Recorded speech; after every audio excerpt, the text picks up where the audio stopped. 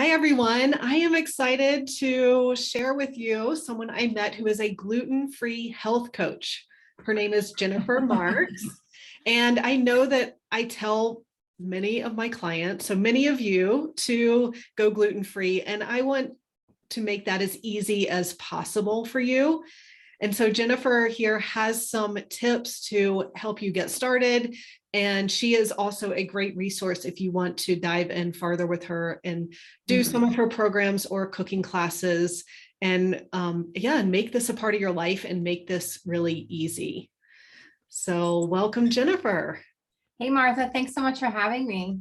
So good to be here. Yeah. So do you want me just to dive in? Sure. All right. So hi, everybody. I'm so glad to be here in your community today. I am Jennifer Marcks, and I'm a gluten-free health coach. I've lived gluten-free for over 12 years, along with all three of my children. I was diagnosed after so many health issues, no energy, bloating, being stuck at home, not being able to leave the house, just really feeling cruddy. And no one would believe me when I would say, I think it's something I'm eating. Said, oh no, it has nothing to do with that. But I think it does, and I just kept advocating for myself and finally found someone who agreed that something with food was bothering me. And a dietitian said, yeah, you know what? Seems like it's gluten. And now this was 12 years ago. So she said, I think it's gluten and dairy. So here's a list of gluten-free breads and make some quinoa and Google anything else you need. I was like, what? So I left quite overwhelmed because I didn't even know what gluten was, and got kind of just dove into myself and tried to figure things out on my own because there wasn't a lot around me 12 years ago. And as I did all this research, all these red flags came up of things my children were going through. My son at the time was in first grade and he was very small for his age. I didn't think anything of it because I was a small kid, but he was very small for his age and he was behind in dental, which is dental. Being behind in dental is textbook celiac, as is a small stature can be. My daughter was in third grade and she had vitiligo going down her leg, so she was losing the skin pigment. The pigment of her skin on her leg, and that was spreading.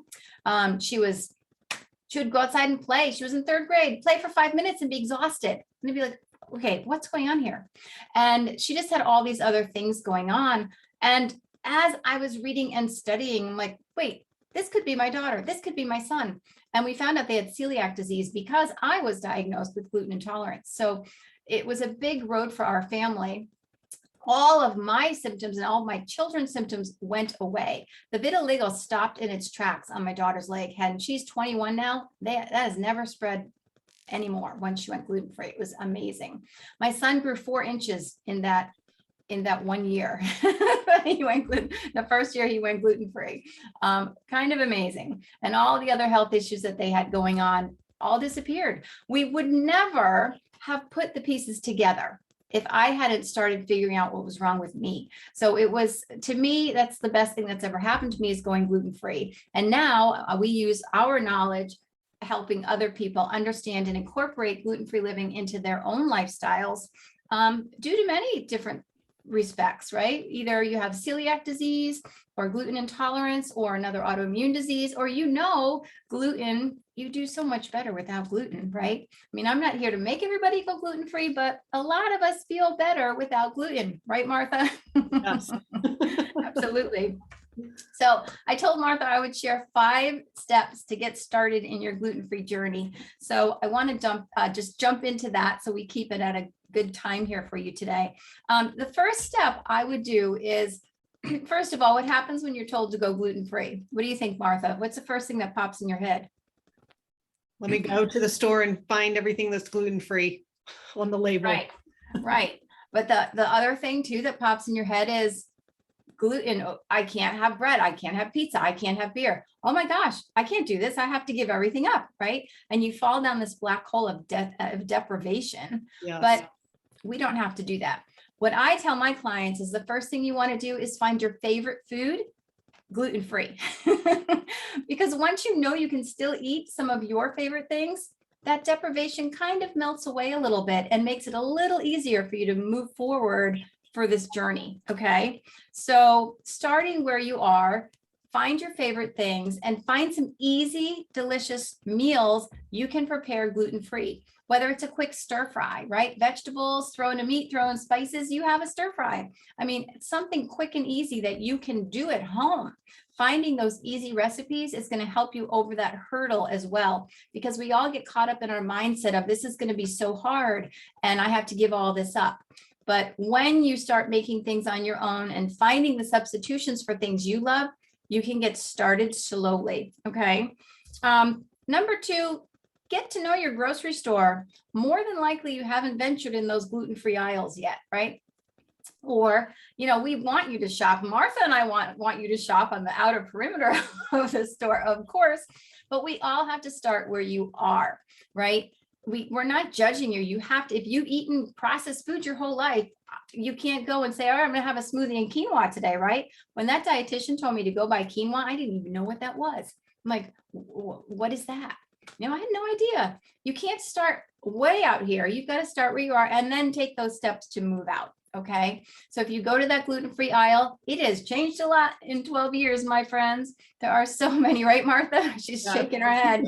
There are so many more options, and you can find healthier options now. So starting there is not as drastic as it was years ago. Still, you have to be careful of the choices you're making, but start there so that you have somewhere to come from, and then add on your veggies and other healthy things as you're moving forward. But get to know your grocery store and see what options you have there. There are so many places where you can shop for gluten-free, which I teach in a lot of my programs, but start with your grocery store because that's your first place you're going to go, right? So see what they have. The next step is finding support. There are so many Facebook groups. There are so many groups and communities that help you understand gluten-free living. Just one caveat there is watch which groups you're in, because some of these groups are really big and everybody's giving their advice. And I've seen a lot of misinformation. So you just have to be careful where you're getting your information. But we're diagnosed, or we have to start our gluten-free diet, not a diet, lifestyle. We start living gluten-free and we get upset that our family and our friends don't get it, right? But think, you didn't get it either. You're just learning. So if you don't have family and friends around you that understand being gluten-free, bring them along on what you're learning. The best thing you can do is explain to your family why you're eating like this, how you're eating, what's changing, and why. Let them eat with you. Okay, so they're going to support you. The more they understand you, the more they're going to support you.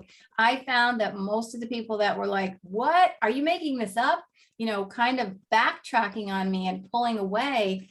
It was because they didn't understand what I was doing or what I needed. They'd make me something and say, here, I bought this. It's all organic. You can eat it. Well, organic doesn't mean gluten-free, so it was a lot of those little things people didn't understand. So you'll have your support. Find it in groups. I have a Gluten-Free Moms Facebook group that I'd love you to join.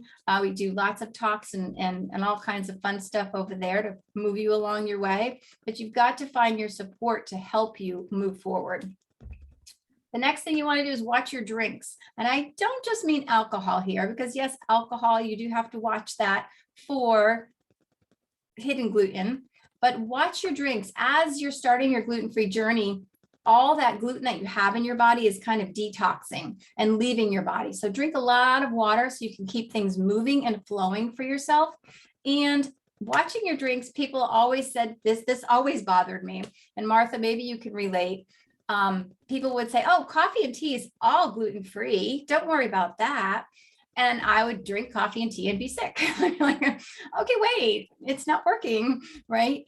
Your coffee and your tea are naturally gluten-free. But think about what we do to our coffee and our tea. We don't have plain coffee and plain tea. We have flavored coffee and herbal teas, and they have all these mixtures in there. So they're not always just off the bat gluten-free. And your coffee, what are you ordering? This big mocha chocolate, whatever at Starbucks, right? Mocha grande. Well, think about what's in there. That's where all that hidden gluten is going to be. I even had a drink that I ordered at a coffee shop. It was like a raspberry iced tea and I was out on a college tour with my daughter. So I was really paying attention because I was not about to get sick. And I said, I wanted the raspberry iced tea. We checked every ingredient and everything. It was all good for me. And the girl went to make it and she grabbed a glass to shake it in from the drink she made previously. And then she went to hand me the glass and I said, no, can you make me a new one? She was like, what? And I said, you just made that gentleman's drink in that cup and then poured my iced tea and raspberries in that to shake it. I said, now I could get sick from that. And she was like, oh, you didn't tell me.